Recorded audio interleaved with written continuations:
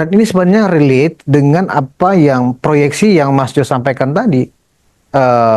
Nggak ada gunanya juga, ya kan?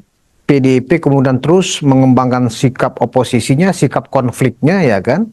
Sebuah perspektif baru di mana akan muncul sebuah framing baru, anggap begitu ya, framing positif nih maksudnya. Lahirnya PDIP baru. Ketika itu terjadi, ya, kehidupan politik kita mungkin akan lebih enak untuk dilihat sehari-hari, nggak penuh dengan hoax, nggak penuh dengan provokasi, ya kan? Ya, yang rugi hanya para buzzer aja kehilangan mata pencarian barangkali, Mas Jo. Nah, itu Anda yang pikirkan lagi, teman-teman kita itu mau dikasih apa itu? Dan yang bagi saya sinyal yang paling relevan ini bisa memungkinkan munculnya PDIP baru itu adalah ketika sampai sekarang Pak Jokowi, Gibran tidak pernah menyerahkan KTA-nya. Tapi kan makanya tadi kita mulai dengan ada apa ini kok interlocking ini gitu loh. Ini nggak melulu what meets the eye, enggak. Apalagi melulu mengikuti narasinya Hasto, jelas tidak.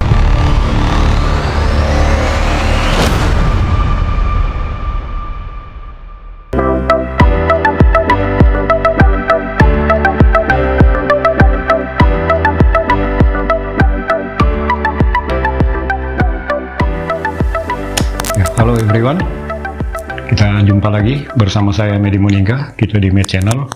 Baik, kali ini menarik ya, kita bersama seorang narasumber yang sangat berbobot ya. Dia seorang penguat intelligence, yaitu Bung Joseph Wenas ya. Jadi menarik, kita akan coba mengulik apa berita di balik informasi dari pengamat intelligence ini. Kita saksikan saja langsung. Let's see and play. 3, 2, 1, let's go. Penonton Ruang Konsensus Unpacking Indonesia, kembali berjumpa dengan saya Budius Ma'ruf Piliang, dan hari ini kita akan mendiskusikan kembali tentang posisi Pak Joko Widodo yang hari ini dan beberapa hari kemarin kita mendengar bahwa Pak Jokowi ini statusnya ternyata di PDIP sudah bukan lagi bagian dari PDIP. Dan konon katanya banyak partai yang sudah siap memberikan karpet merah untuk Pak Jokowi bergabung. Nah, untuk membahas ini, kita sudah terhubung dengan analis intelijen yang berdomisili di Yogyakarta, Mas Joseph Wenas. Apa kabar, Mas Joseph? Baik, baik. Terima kasih. Apa kabar? Mas Kabar Budi? baik, Mas. Hujan nggak, Mas, di Jakarta nih seharian? Beberapa hari ini hujan terus. Ya sama, sini Sama hujan ya? terus kok. Oh, berarti memang seluruh Indonesia kayaknya hujan juga, karena di beberapa tempat saya cek juga teman-teman hujan juga. Nah, mudah-mudahan udaranya dingin begini enak untuk membahas hot politik nih, Mas Jo. Jadi balance ya? Iya, Mas Jo. Ya. Ini saya masuk atau mulai dulu dengan status dari Pak Jokowi sendiri nih, Mas Jo. Kalau kita melihat statement dari Sekjen PDIP Hasto Kristianto, tidak ada kata bahwa Pak Jokowi sudah dipecat, bahwa Pak Jokowi sudah diberhentikan secara resmi. Tidak ada SK juga yang dilihatkan, SK pemberhentiannya. Nah, tetapi media, ya, khususnya apalagi media oposan, ya kan, sudah memberikan label kepada Pak Jokowi itu adalah sudah dipecat. Sementara kalau kita lihat pernyataan dari Ganjar Pranowo, pernyataan Puan Maharani juga tidak spesifik mengkonfirmasi pernyataan Hasto bahwa Pak Jokowi itu memang sudah resmi dipecat. Ada SK-nya, SK-nya sudah diterima oleh Pak Jokowi. Karena SK-nya nggak diterima, mungkin karena itu KTA-nya Pak Jokowi juga sampai sekarang masih disimpan beliau. Nah, Mas Jo melihat sebenarnya ada apa dengan PDIP dan Pak Jokowi ini, Mas Jo? Ya, apa yang barusan Anda gambarkan adalah fakta-fakta yang betul. Bahwa dari kacamata saya terjadi interlocking sebetulnya hubungan antara Pak Jokowi dan PDIP. Di satu sisi beliau belum mengembalikan KTA-nya, itu fakta. Iya. Karena memang belum ada SK-nya. ya kita tahu parpol ini kan ada segala aturan yang ada di parpol yang disebut ADART itu kan adalah derivatif dari undang-undang parpol. Ya. Dan oleh karena itu ADART itu selalu harus dapat pengesahan dari Departemen Kehakiman. Jadi ada aturannya. Termasuk kalau dalam hal ADART PDIP itu kan di pasal 24. Diatur itu tentang ya mereka sebutnya sanksi, lalu ada sanksi peringatan, lalu pemberhentian sementara dan pemecatan gitu loh. Itu semua ada aturannya. Nah, dalam konteks pemecatan ini kita sudah saksikan prosedur yang benar adalah prosedur yang dilakukan PDIP terhadap kadernya yang namanya Budiman Sujatmiko. Itu ada SK-nya ditandatangani oleh Sekjen dan Ketum. Ya. Begitu juga dalam kasus Effendi Simbolon. Ada SK. Tapi dalam hal Pak Jokowi dan Gibran, ini kan satu paket ya. Betul, itu kan betul. nggak ada. Dan oleh karena itu saya kira di sisi lain adalah muncul fakta bahwa Pak Jokowi belum mengembalikan KTA. Karena ini dua hal yang menjadi dalam hubungan sebab akibat gitu loh.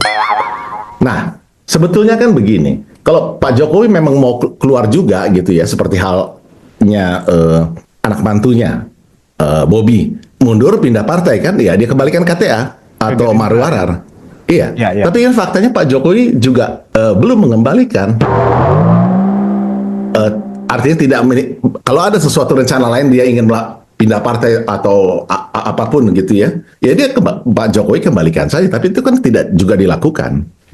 Jadi menurut saya ada situasi interlocking, saling mengunci yang menarik justru.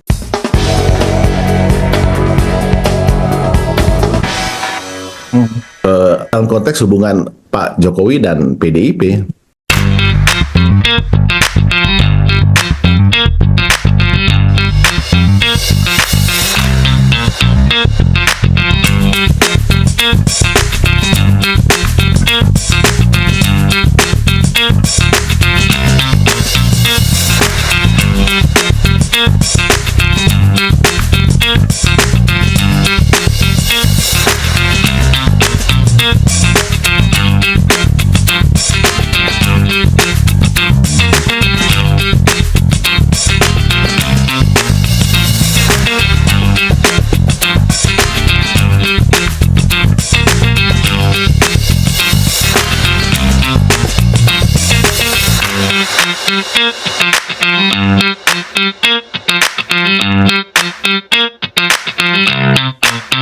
Menurut Mas Jo, sikap Pak Jokowi yang belum mengembalikan KTA ini artinya memang beliau belum menerima SK pemberhentiannya. Ya, itu pasti. Tapi juga harus ditanyakan kenapa SK-nya juga nggak diturun-turunin, nggak ditandatangani oleh Hasto dan Megawati. Seperti yang dilakukan terhadap Budiman Sujatmiko dan Effendi Simbolon. Itu juga jadi pertanyaan.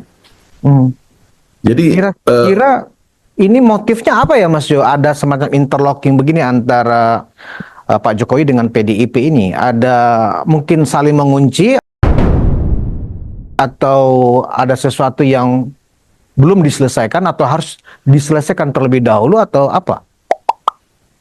Saya kok justru melihat ada, walaupun masih sangat samar dan apalagi dengan narasi yang sangat memojokkan dari kubu Hasto ini, yang oleh publik dianggap sebagai sikap PDIP, menurut saya justru kemarin kita bahas kan ada kubu Puan dan kubu Nanan, ya kan? Ya. Itu kan dua saudara tiri yang sekarang sebetulnya sedang bersaing untuk mewarisi aset politik yang namanya PDIP ini.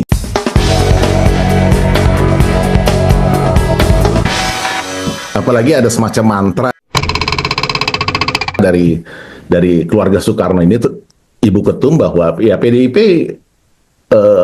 harus dipegang oleh keluarga Soekarno. Ini kan menjadi mantra yang belum bisa digantikan lah sampai saat ini sejauh as long as Ibu Mega is concerned gitu loh.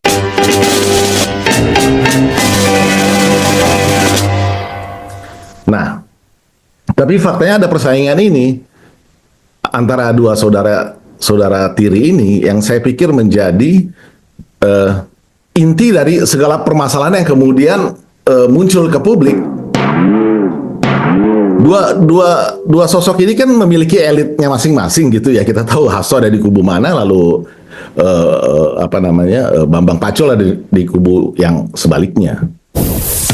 Nah, fakta dua saudara tiri yang bersaing ini yang saya kira juga menjadi yang kemarin kita bahas salah satu faktor yang membuat Megawati juga masih belum bisa, karena ada masalah ini saya kira, dan ini dimanfaatkan oleh elit-elit mereka. Nah, kalau kita ingat di bulan Oktober awal atau September akhir tahun lalu 2023, Ya. itu Guntur Soekarno Putra pernah menulis malah di Kompas bahwa Jokowi menjadi ketua umum PDIP.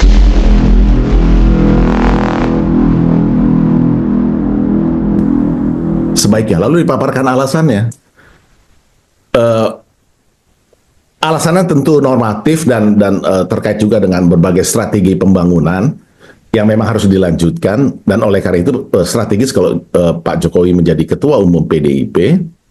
Tapi saya melihat ini lebih terkait dengan persaingan internal antara dua saudara ini.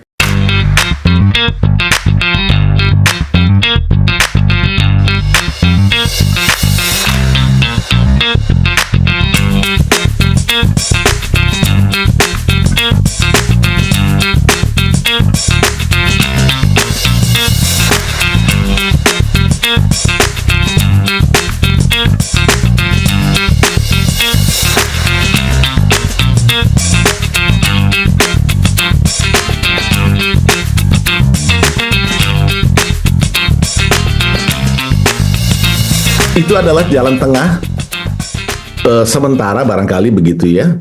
Ya, mengikuti aturan tentunya ya dari kongres ke kongres gitu ya, sesuai ADART yang bisa memecah kebuntuan. Sekaligus kalau itu dilakukan pada saat itu mungkin persoalannya menjadi berbeda sama sekali. Tapi kan ini hilang ya. Kita udah tahu apa yang terjadi sejak itu sampai hari ini. Tapi yang ingin saya katakanlah bahwa blueprint Pak Jokowi menjadi ketua umum PDIP ini bukan barang baru. Ini sudah menjadi pemikiran di elit PDIP sendiri sebagaimana ditulis oleh Pak Guntur Soekarno Putra. Nah, ini menarik ini kalau Mas Jo barusan mengatakan ada semacam blueprint.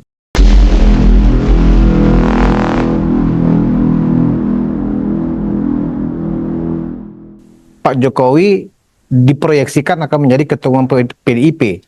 Sementara realitanya seperti sekarang yang kita dengar, kita lihat, justru seolah-olah dimanapun dan apapun yang dilakukan oleh Pak Jokowi itu tidak ada positifnya di mata Hasto dan kawan-kawan. Saya bicara Hasto ya, bukan PDIP. Ya, Mas betul.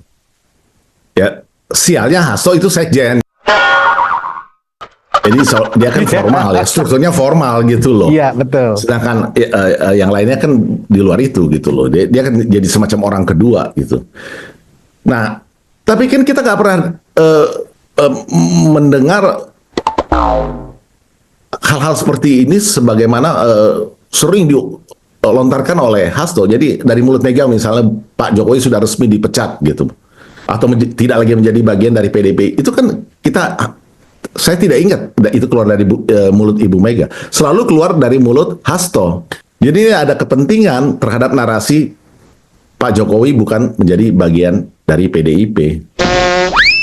Dan oleh karena itulah saya kira ini yang bisa menjelaskan kenapa juga saya kira Pak Jokowi belum mengembalikan KTA, karena nampaknya masih diupayakan suatu cara untuk melakukan rekonsiliasi internal. Dan hanya inilah yang bisa menjelaskan kenapa ada kesan seolah-olah partai-partai diam, karena ini kan menjadi persoalan internal kan. Pak Jokowi secara hukum masih kader. Betul. Kalau narasinya Hasto tidak. Tapi secara hukum masih kader. Mas, Begitu juga Gibran. Mas Jo masih melihat ada kemungkinan bahwa ada niat baik dari kedua pihak, maksudnya dari Bu Mega, dari Pak Jokowi sendiri untuk kembali bersama, nah kemudian membangun partai bersama-sama. Masih ada peluang itu memang menurut Mas Jo, karena selama ini kan kita justru melihat dari bahasa komunikasi politik yang dikeluarkan oleh Sekjen Hasto, ditambah oleh Deddy Sitorus, ditambah juga oleh Adian, Oh my god. No!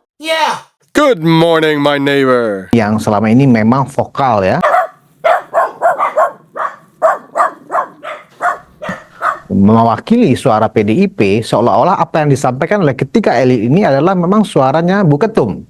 Nah, sementara Mas Johannes justru melihat masih ada peluang ini sebenarnya untuk rekonsiliasi itu dari kubu Puan barangkali, ya kan?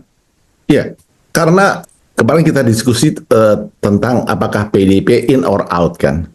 Ya, Ada hitungan strategis yang faktual bahwa kalau jadi yang berkepentingan PDIP itu gabung sebetulnya menurut saya ada 3 partai nih selain PDIP sendiri ya, Gerindra dan Golkar. Karena kalau Anda hitung persentase kursi di parlemen, 3 partai ini aja sudah membentuk 51% loh. Jadi artinya apa? Kalau 3 partai ini bisa membentuk satu koalisi permanen, dalam arti hitungannya 5 tahunan gitu ya, ini bisa menjadi stabilisator koalisi besarnya Pak Prabowo.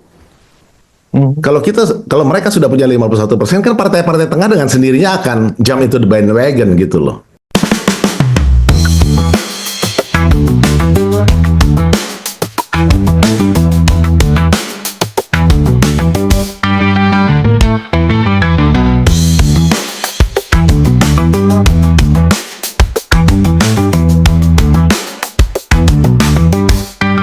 Kalau enggak, seperti yang terjadi di periode pertama Pak Jokowi 2014-2019, kita ingat kan, PAN itu masuk tapi kan keluar. Jadi koalisinya nggak stabil. Dia masuk di 2016-an menjelang pemilu 2019-2018 gitu, PAN keluar kan. Jadi selalu terjadi hal-hal yang mendestabilisasi koalisi. Padahal kita sudah diskusi bahwa koalisi besar ini perlu solid. Nah tapi inti kerasnya saya kira kalau koalisi 3 parpol ini bisa terjadi, dan saya kira itu yang dilihat oleh Pak Jokowi dan Pak Prabowo yang masih bisa semampunya diupayakan. oke. Mas Jo, kita nanti akan lebih dalam tentang akan kemana Pak Jokowi. Tapi mungkin ada yang terlewat pertanyaan saya tadi, Mas Jo. Mas Jo melihat apakah memang masih ada peluang ya Pak Jokowi ini untuk kembali ke PDIP atau rekonsiliasi dengan Bu Mega? Ya, Peluangnya kalau seperti apa, Mas Jo? justru karena interlocking tadi yang tadi kita bahas, ya kalau Pak Jokowi memang sudah tidak nyaman di PDIP, ya kembalikan saja sebetulnya kan KTA-nya. Oh, oke, iya. Tapi kenapa masih ditahan ya? Kenapa masih ditahan? Iya. Tanpa harus jadi ambil cara Bobby atau cara Marwarar. Iya, antarkan langsung KTA-nya. Antarkan langsung bikin skenario yang seperti para pengamat lain bilang nggak ikut partai ini atau membentuk partai atau gabung partai besar gitu kan. Tapi Ya. faktanya Pak Jokowi juga tidak melakukan itu kan. Oh. Jadi menurut saya ada sesuatu yang juga dihitung oleh Pak Jokowi.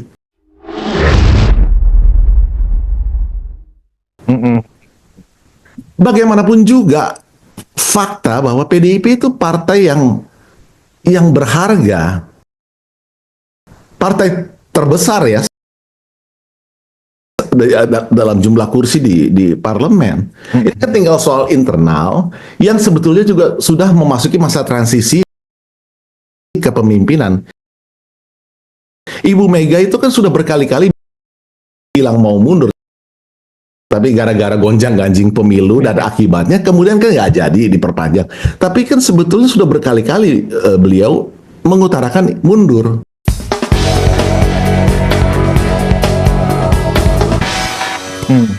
Nah, tapi di sisi lain kan ada perseteruan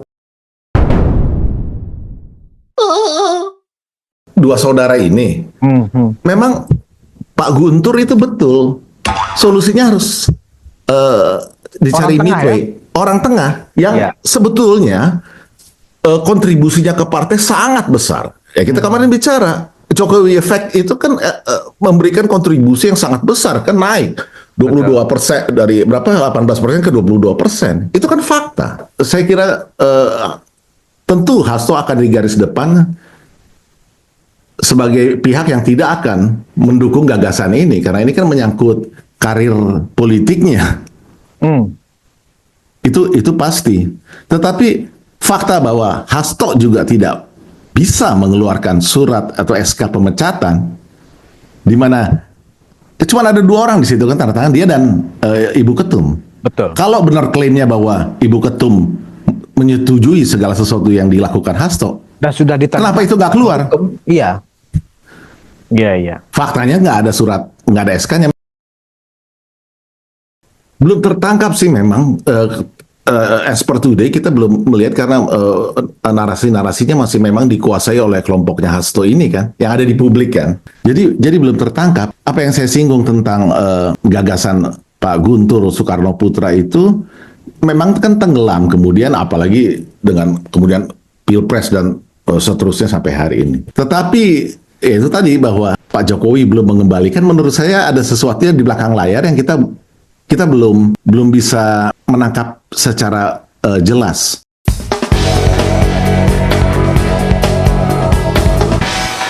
Ini kan magic words, nah, ini kan mantranya gitu di PDIP yang saya kira perlu direkontekstualisasi. Barangkali solusi dengan orang tengah yang non keluarga Soekarno tapi memiliki kinerja dan kapasitas yang sekaliber Pak Jokowi itu adalah sesuatu yang baik ya.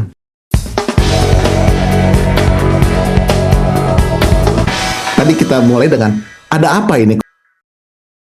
Kok interlocking ini gitu loh. Ini nggak melulu what meets the eye. Enggak. Apalagi melulu mengikuti narasinya Hasto. Jelas tidak. Ada sesuatu yang lain yang perlu kita jernih melihat. Saya kira di sini ya kenegarawanan Pak Jokowi sekali lagi kalau kita bisa lihat ya, dia rela sebetulnya kan bisa aja dia gabung ke Golkar atau dia bahkan ke Gerindra pun akan diterima. PAN jelas sudah membuka pintu. Jadi tapi kan bukan itu. Tapi kan itu nggak ditempuh, belum ditempuh. Makanya masih keluar kalau gitu partainya perorangan.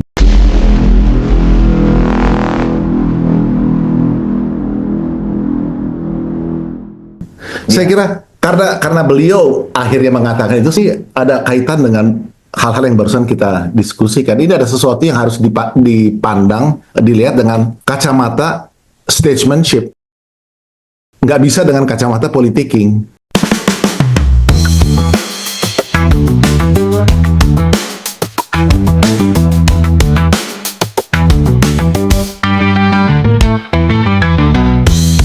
Receh-receh. Statesmanship, baru kita bisa jelas, jernih melihatnya. Dalam urusan petugas partai tadi gitu loh, siapa yang memegang kekuasaan dan meredefinisikan lagi apa yang dimaksud petugas partai ini, karena demokrasi hasil pemilihan kok disuruh mundur dengan sistem komandante, ini kan mengkhianati. Nah itu nggak bisa kayak gitu.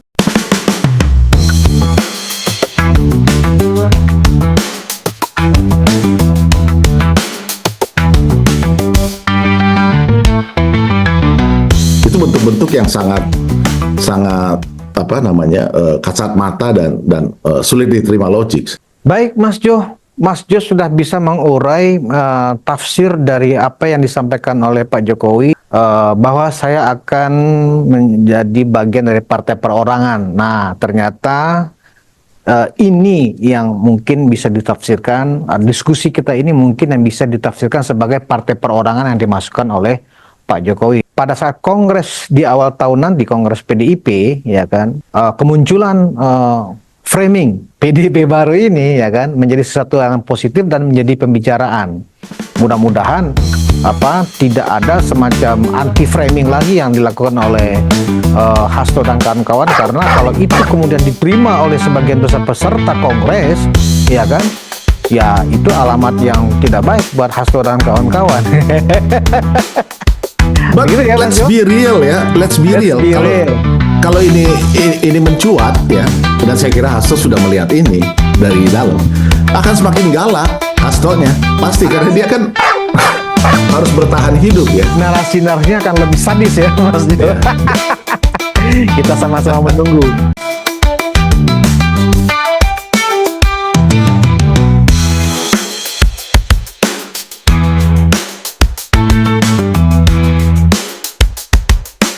Ya, itu dia ya info A1 ya yang kita dapat, sangat berharga guys. Berita yang kita temukan hari ini semoga bermanfaat. Tentunya kita bebas untuk berpendapat, beropini, masing-masing punya pendapat, silakan saja. Yang terpenting di sini adalah manfaat daripada informasi yang kita dapat ya. Jadi semoga bermanfaat bagi kita semua. Kita akhiri pertemuan kita guys. Kita masih di Med Channel bersama saya Medi Monika. Ketemu lagi next time. Salam NKRI, Bravo Indonesia, and God bless us. Thank you.